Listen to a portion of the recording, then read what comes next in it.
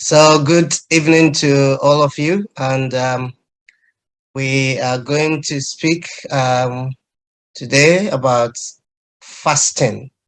And I believe you've all know what fasting is.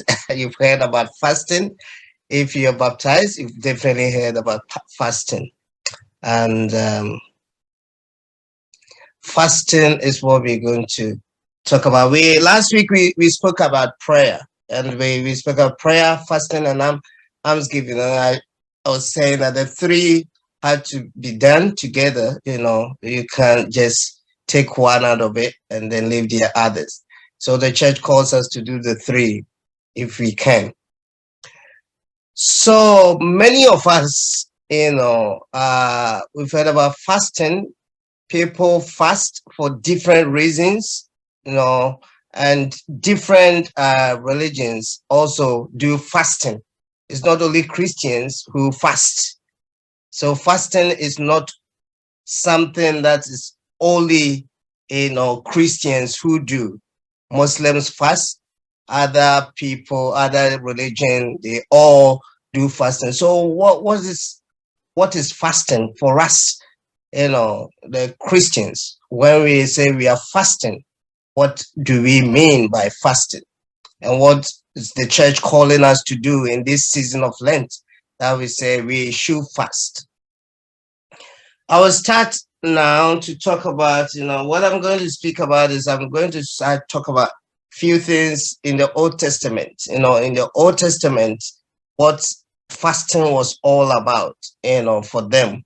In most cases, fasting in the Old Testament has to do with, something like expressing grief, expressing grief, and also as a means of humbling oneself.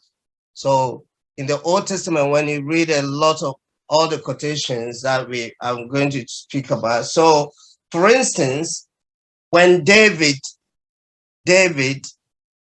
committed adultery and murder, and then Nathan came to him and said, look, this is what is going to happen to you. The child is going to, he started, he fasted. He was expressing grief, for the sin that he has done. He was humbling himself, knowing that, God will listen.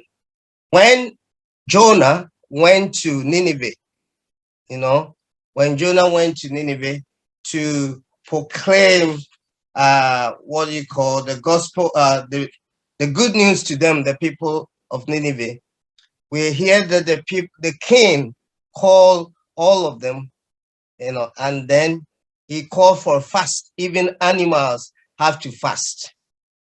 Even animals have to fast.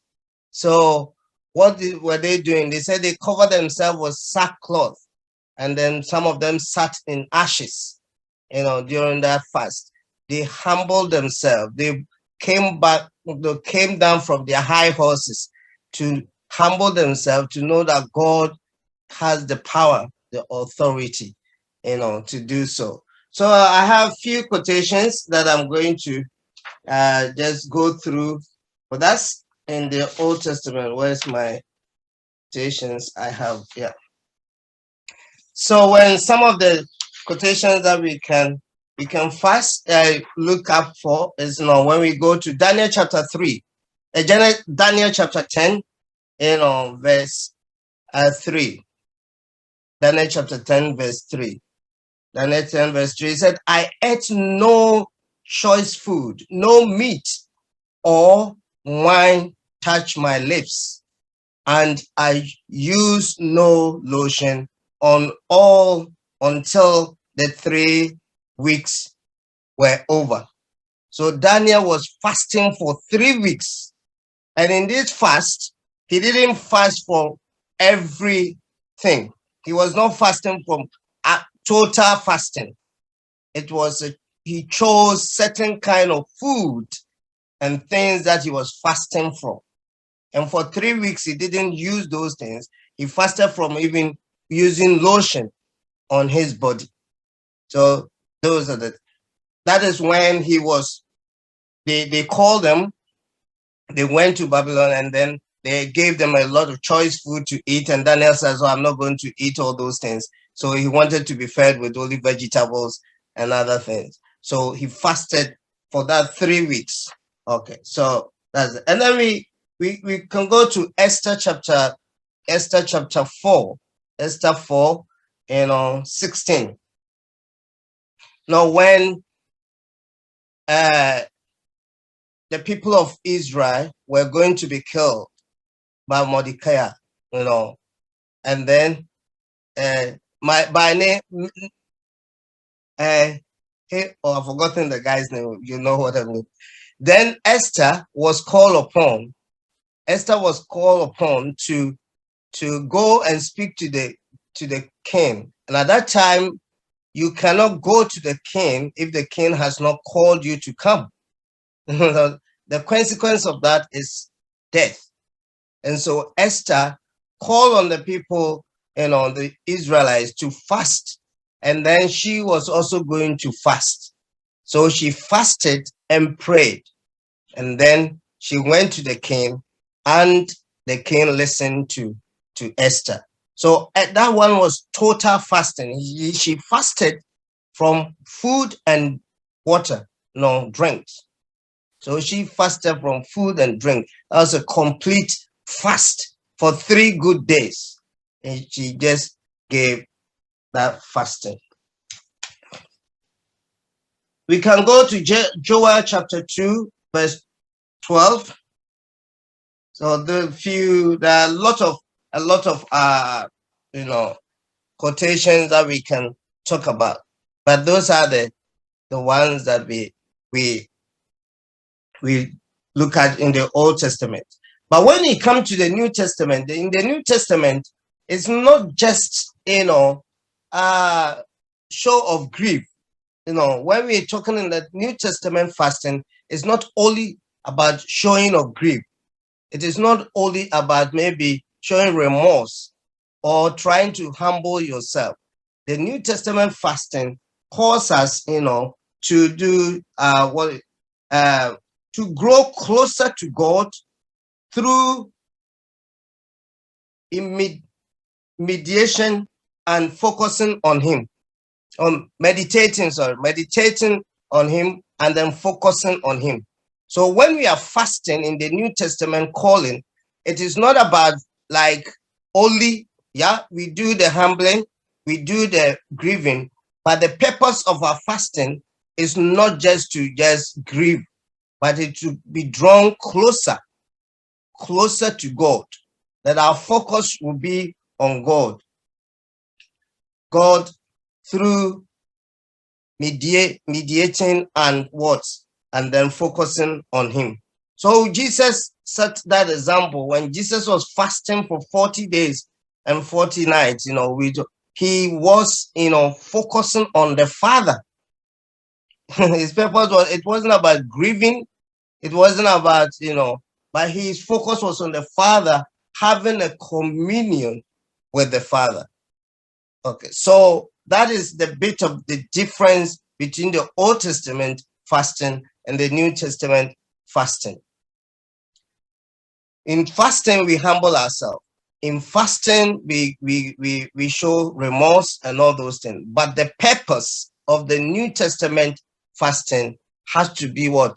Have to focus on God and bring us closer to God, having a closer relationship with the Lord.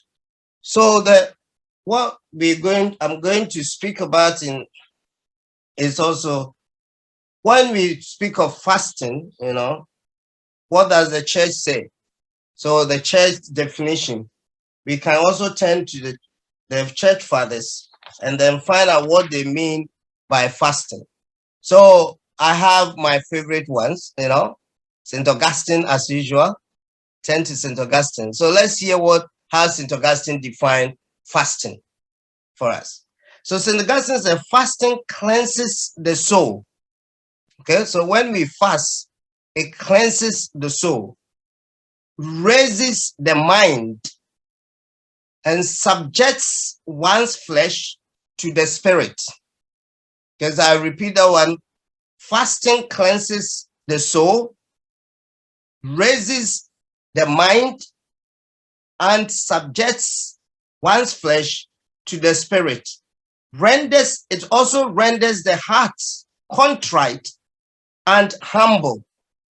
So the heart become contrite. They ask forgiveness and trying to make sure things that are not good. The heart becomes sorrowful for that and humble, and scatter the clouds of concupiscence. And the concupiscence, quenches the fire of lust. Fasting also quenches the fire of lust. Okay, and then kindles the true light of chastity.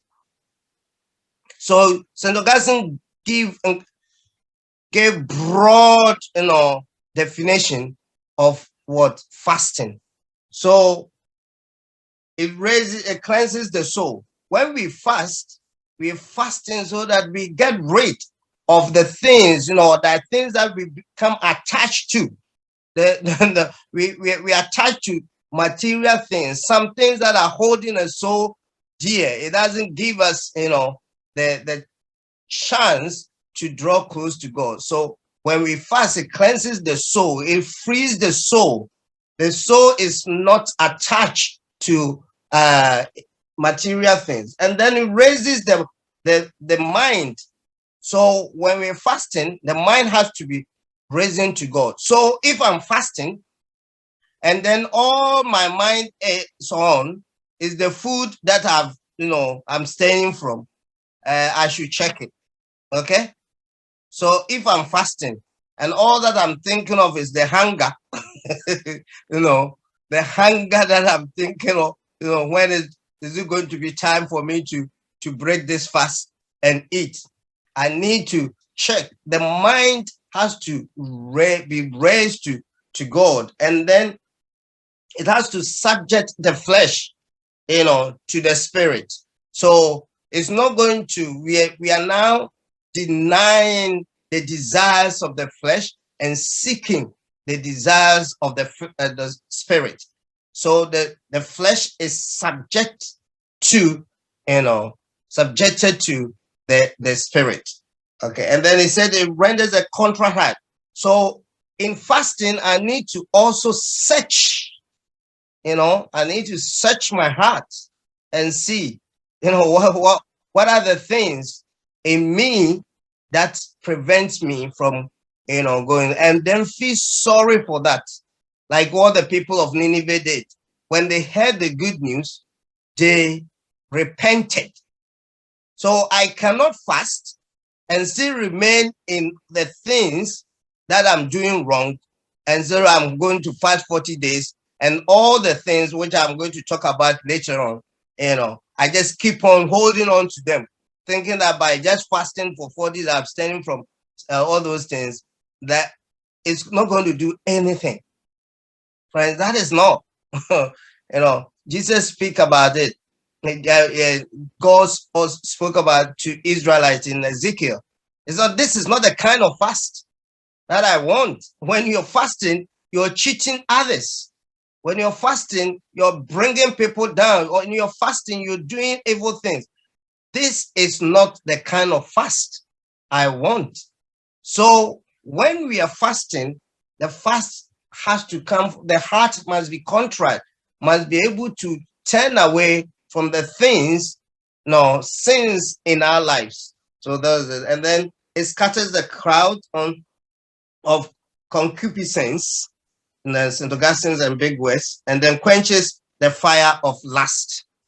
So sometimes when we're talking about lust, we only think about lust, in sexual terms. No, we lust for a lot of things, So it quenches because we deny the flesh, the things that the flesh craves for.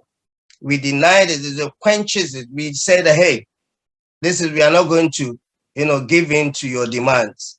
And then we look up to the spirit. So that's what St. Augustine, defines it. Then, if you heard about this saint, the saint called St. Basil. No, since Basil the Great. Okay, he said fasting gives birth to prophets. Okay, fasting gives birth to prophets and strengthen the powerful. Okay, so it gives birth to prophets. Why does it give birth to prophets? What does the prophet do? They speak the word of God, isn't it? Okay, so when we're fasting, when we're denying ourselves and putting ourselves in the spiritual environment to talk to God and then listen to God, we become the mouthpiece of God, because we put ourselves in an environment where we stop our mind and ears from listening to all the noise around us, all the noise that the desires of the flesh bring to us. And so it gives birth to prophets. So we become so intimate with God, and then we speak the mind of God. And then it goes on to say that then it strengthens the powerful. Okay, and then it goes on, fasting makes lawgivers wise. Why does it give lawgivers wise? Because they know this, they hear what God is saying. And so the laws that they make according to the will of God. And everything, the fear of God is the beginning of what? Wisdom. And so it makes, lawgivers wise. So if you are in any position, and you want to, fasting is one of the great ways to become very wise, and all those kind of. So some of those are the two things. I have other one from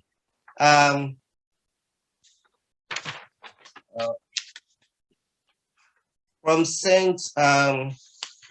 Yeah, I like this one too. Let me read this one to you. If you heard about the shepherd of Hermas, the early church fathers, the shepherd of Hermas, he said, this is fasting. It's very good. Fasting is talking about fasting. Fasting is very good, but it gives condition, provided the commandments of the Lord be observed. Okay, so he said, when we are fasting is good. It's not that something that, but when we are fasting and we are breaking the commandments of God, we need to stop. The fasting is good, provided, the commandment of God be observed. First of all, be on your guard against every evil word. So when we are fasting, we should guard against what? The things that we say. So we can't be fasting and then we go about, using any words, putting people down, words that do not edify others. We should guard against the words that we use. So I might be fasting, and sometimes, when you're fasting, that's when even you get so angry and insult people, at random. We need to guard against that, and said first of all, be on your guard against every evil word and every evil desire. Okay. Then it goes on to say, then we should purify our hearts from all vanities of this world. You purify our hearts from all vanities from this world. So that is what good fasting is all about. Okay, so good fasting. So I've given the definition of fasting and explained how some of the church fathers also saw fasting. So the Old Testament fasting was more of, showing grief and humbling ourselves and asking for forgiveness. But the New Testament fasting calls us to focus more our relationship with God and all those things. One thing that we need to know is that, unlike prayer, I can pray alone and I don't need fasting to support my prayer to make it effective, even though fasting makes it more effective. Do you get what I mean? Okay. But if I fast and I don't pray, It's nothing. I'm starving. I'm just doing starvation. Okay? If I fast, I'm saying that I'm fasting and I do not pray, I better stop.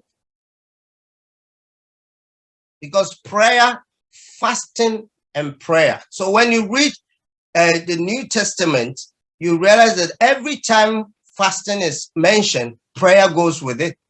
Fasting and prayer, because it goes together. Fasting, make us humble so that we'll be in a better disposition to speak and communicate with God. Okay, so fasting itself needs prayer to make it more effective. So if I'm deciding to fast and I don't pray, you better eat. That's be my advice. Go and get your food and eat it. You're better off. So the church calls us to fast, but it calls us to fast, a fast that is very, effective. It doesn't cause us to starve. That it calls us to fast. That is one point that I want to say. So there are a lot of type of fasting. I'm going to speak about type of fasting. Okay. So we have complete fasting, complete or total fasting, and which most of us, I don't think we do. The complete or total fasting is when you abstain from food and drink. So you don't drink, you don't eat any solid food, and then you empty yourself, for the whole day, or a time that you have set for yourself. Okay, so that is fasting, complete and total fasting. And that's what our Lord did, in our Lord did when we read Matthew chapter.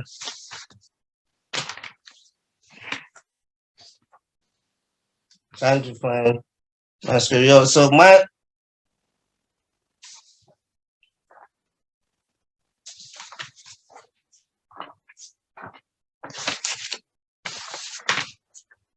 yeah, that's the total fasting in Matthew Gospel, when Matthew chapter 4, I think, the Lord went 40 days and 40 nights to fast. He did not eat, he did not, drink. But that fasting is supernatural, it's a supernatural fasting. It goes beyond the natural way. You need it because the Spirit led him to go and fast. Human beings fasting for 40 days without food and drink is gonna be, some devastation. If the Lord hasn't given you the strength, we might call ambulance for you, as a point. So that is the supernatural fasting that we talk about, the complete fasting. Then we have what I call,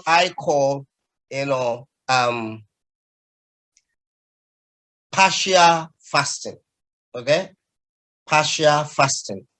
So the partial fasting, it's what Daniel did. What Daniel did. Daniel did not fast from. It wasn't like he was fasting from food, but he picked certain types of food that he was fasting from.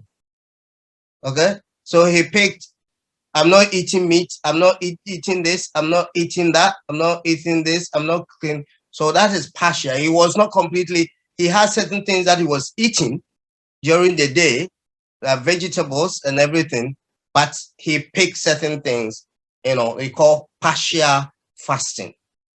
Okay, so I call that one partial fasting. And to be honest, before today, I was, doing the research. I called, the complete fasting dry fasting.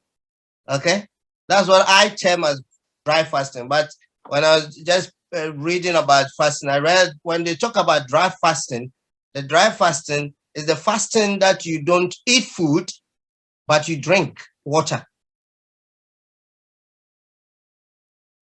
Okay, so that's the dry fasting. So I all along when I say dry fasting is just you don't eat food, you don't drink water.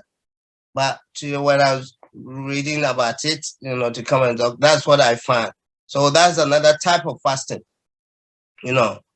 dry fasting. That's the fasting that we eat food.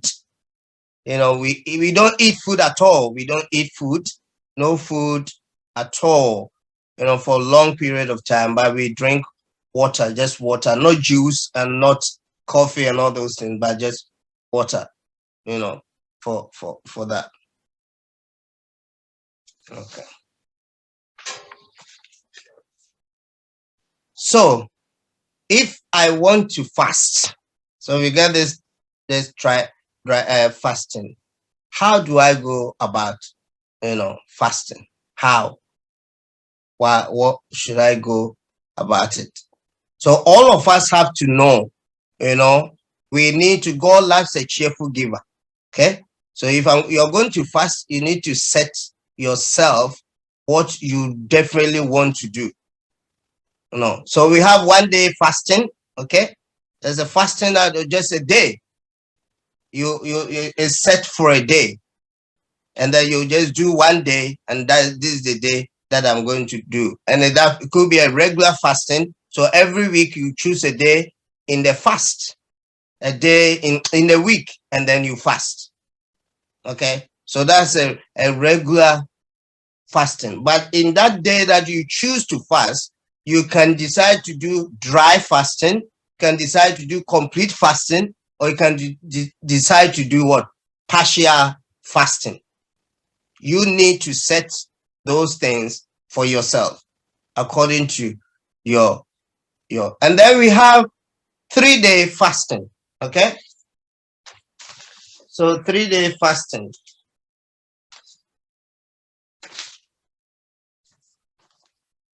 So the 1 day fasting, we can have an example in Daniel chapter 6. Okay, Daniel chapter 6, verses 18 to 24. That 1 day fasting, Daniel 6, 18 to 24. And then we can have the 3-day fasting.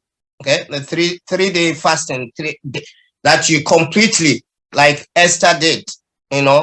Esther had 3 days to achieve a goal. So she fasted that 3 days, dry fasting, complete fasting for 3 days, and call people to do the same, for her. So you can set yourself also that you're fasting for these 3 days complete, 3 days, and there's an example of 3 days fasting in that. And then we have 7 days fast, 7 days fast, and that's, you find in 1 Samuel chapter 31, verses 13. 1 Samuel 31, 13, or 2 Samuel 12, 16 to 23. 2 Samuel 12, 16 to 23. And then we can have a 14-day fast. So that's a 2-week fast. Okay, so we have in Acts of the Apostles chapter 27, 33 to 34. You speak of St. Paul, when St. Paul was traveling, they have to fast for that 14 days. And then we have 21 days fast. You recall when Daniel fasted for 21 days, and then the angel came and said, as soon as you began, your prayer was answered. Yeah. So that is Daniel chapter 10, verses 3 to 13. And then we have 40 days fast. The 40 days fast is what the examples that Jesus said for us. And then we have unspecified length of time that people can choose to fast. Okay, so in our situation, when the church is calling us to fast, the church calls us to fast, we can do the total, complete fasting, or we can do what most of us do, is giving up certain things. Okay, so I call it partial fasting. But the partial fasting that we're giving up, we are not giving up things that I do not like. Something that, I find, I think, oh, this thing, I just sit down and I decide that, oh, Pius doesn't like cheese, and therefore I want to give up cheese. So for these 40 days, I have given up cheese for Lent. Great, because I don't like cheese anyway. So what am I giving up? What am I just, nothing. So I'm not sacrificing anything. I'm not denying the flesh anything. The flesh is not subjected to any submission to the spirit in that sense, because I'm not losing anything. So most of the time, the things that we're giving up are the things that take away, either we crave for it very much, or it takes our time very much away from what we have to do. Okay, so when I give up, I decided I'm going to give up, if it's food, okay, that I'm giving up. Then when I give up that food, if I buy the food and I spend £1 to buy them, what I need to do, the church calls us to do, is that £1 every day that I give up, I need to save it. So at the end of the 40 days, I give that money and I'm giving to someone. I don't keep the money to myself. I don't really hold on to that money and go and do shopping with it. If I did that, I'm just saving my money. Yeah. So I'm not saving I'm just saving my money. So it's just how I'm going to give up this Lent. And then it must also go with prayer. So Lent is not about, oh, I'm going to give up, something, and that is it. The second point that I would like to also talk about, and then we need to, you see, when St. Augustine was talking about fasting, he spoke of the fact that we need to have what? Contrite hearts, and change our hearts. So if I knew there's something that I'm giving up, it's taking my life very much. For instance, if Lent, I am a heavy drinker, and I said I'm going to give up alcohol, okay, for Lent, I need not to say that after Lent I'm waiting to go and drink it again. Okay, so then there's no contract thing over there. I'm just saving my time. This time I'm just giving a clean sheet.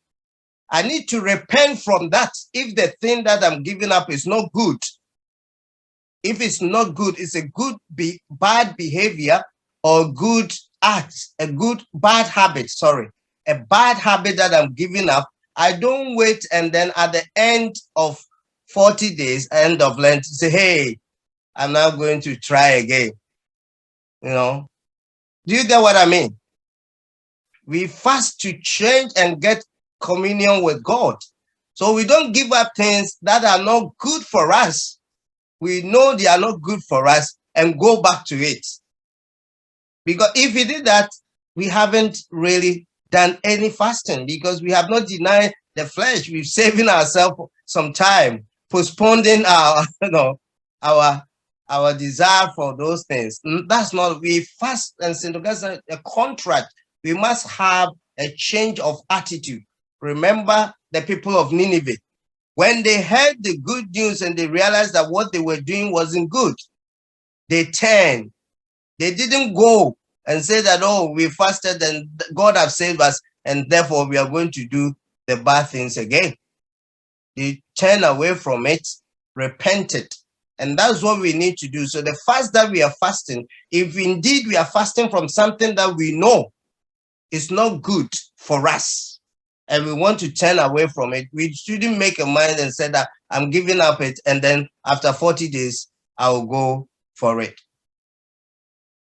So some of us, we are not going to fast from food. Okay, so fasting is not only about food. You can also fast from, social media. You can fast from television, things that hold us prisoners, things that, hold us prisoners. So for instance, if I spend an hour on social media and then I decide to give up that hour, that every day that I'm not going to be on social media, I can say I'm going to use that hour to, to do my own thing. I need to use it in prayer or do good to others. Okay, so I need to spend that hour in prayer, communicate with God, and do good. Because it's easy for us to say, I've given up social media, and throughout the 40 days, we might not even say 1 hour, Father. All that we are going about, I'm giving up social media, I'm not on social media. And so I'm not on social media, and I'm not on social media. Okay, so that is one thing that we should know. We must know that whatever we're giving up, the time that we're giving up is no longer ours. We're giving up for the Lord, and we have to use it to serve people. And need to spend time with the Lord. So if we give up that time, and then we don't spend time to pray, and we don't also use it to serve others, then we are serving ourselves. It's ourselves that we are serving, not anything. And the fasting is to help us, to prepare us. The goal of the fasting during the season of Lent is to be in a place of grace during Easter, where we can sing hallelujah with the Lord. Okay, that's the goal. So anything that we're doing is not just about what is going to make me better. It's just about making me and God having a deeper relationship. So if my fasting is not bringing me closer to God, if the fasting that I'm doing is self-seeking, and I'm not changing my whole life, it's not, and I need to forget about it. Then we already spoken about it. When I am fasting, I need to be godly in all the things. Okay? When we are fasting, that is what we are preparing. We want to be transformed to become like God. And so I can't be fasting, and then I meet people and say, oh, I'm doing dry fasting, I'm not eating. And then I go about gossiping about others. I go about putting others down. I go about saying things that kills people's soul. When I do that, friends, I need to check my mind. I need to check my heart. That is not the fasting that God wants. We need to always go back to Ezekiel, what God told the people of Israel. They were fasting, they were not eating, they were not drinking, and they said, oh God, you don't hear. And God said, really? You think you're fasting? That is not what I am asking you to do. It is better for you to be kind to the poor, be generous, be peaceful, love others, and then even if you can go and eat whatever food that you want, that is better. But if you're fasting and then you're pulling people down, and my heart is far away from the Lord, friends, we are starving.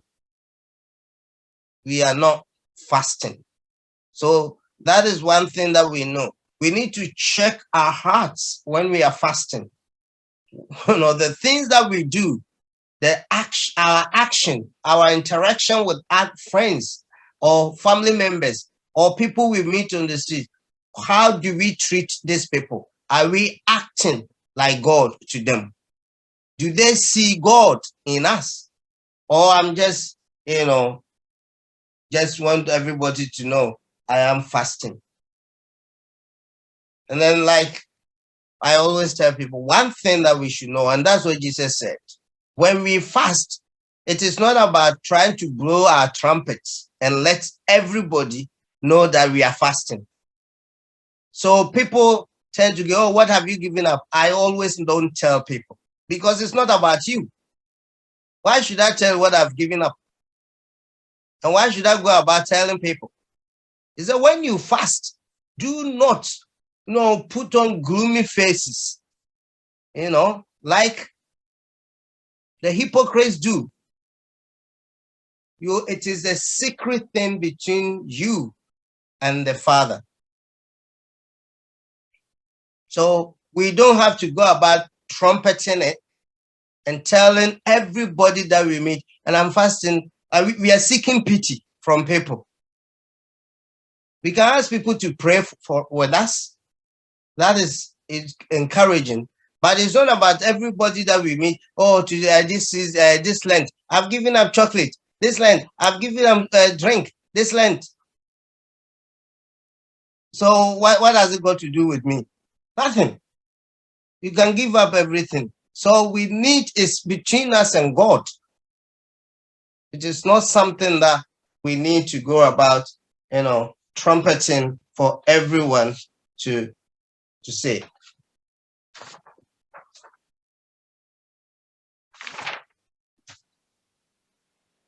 So bringing it to a close, I'm going to speak about, I have a lot to talk about, but I'll just summarize it because I checked the time. And so I'm now going to speak about the importance of fasting. Okay, importance of fasting. Just give a summary of that. It gives us great intimacy with God. The importance of fasting. It brings great intimacy with God. So you can read Mark 2:20. Mark 2:20.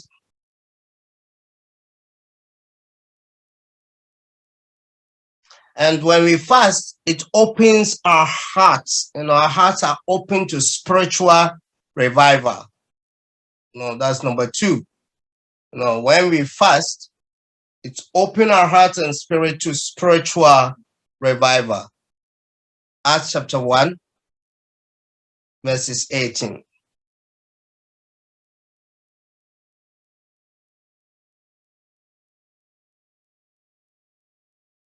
And also when we fast, it helps us to gain spiritual clarity. When we fast, it helps us to gain spiritual clarity, because when we're fasting and truly we are fasting deeply, we take our minds from the things, especially if you're doing food and all those things. It's not about thinking, you're thinking about God, and you're thinking about the spiritual step that you're going to take. All is about God, focusing on God and everywhere that we go. So it gives us spiritual clarity. And we can do the quotation to support is Romans chapter 12, verse 2.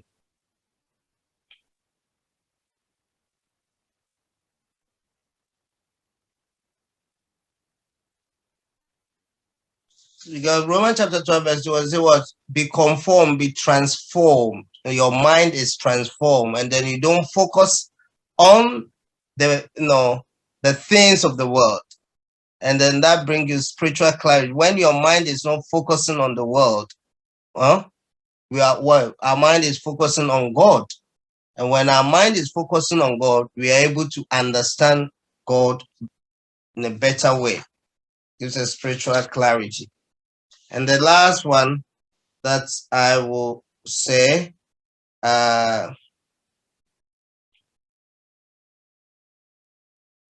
I've lost that quotation. So I'll give you that 3. So it gives us greater intimacy with God. It also raises our hearts to spiritual, it opens our hearts up to spiritual revival, and then also help us to gain spiritual clarity. Fasting help us to gain spiritual clarity. So our goal for fasting during this Lent must always be to have an intimacy with God.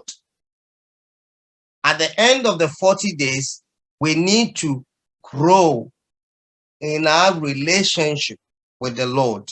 It should not be like, oh, this year I gave up this and that is it. And then we are still in where we are. It has to be after this Lent, whatever we are fasting from, whatever, how big or little that we are doing, we need to help us allow that act to lead us, closer and intimacy with God. And when we do that, that's why we can say we have really achieved the fruits of fasting. Jesus spent the time, 40 days and 40 nights, fasting, because he grew intimacy with the Father and he could know the mind of the Father. And when the tempter came and tried to tempt him, any quotation that he quoted, he knew the answer to that, quotation, because he was in tune with the Lord. Even in that state of physically weak, the spirit was very well strong. When we fast at the end of Lent, we need to make sure our spirit has grown, and then we will celebrate during Easter the great victory that the Lord has won for us. Thank you.